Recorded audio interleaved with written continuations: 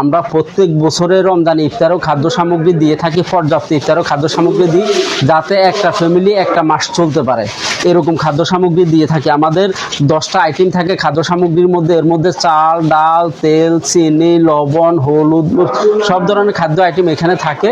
আমরা এই 6 বছরে এই কার্যক্রমটা পরিচালনা করতেছি।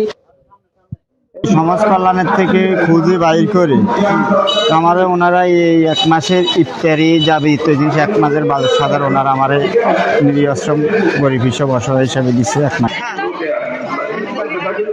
আমি এখানে খাদ্য বিতরণ পাইছি, আমাকে বাড়ির থেকে আনি দেওয়া হয়েছে।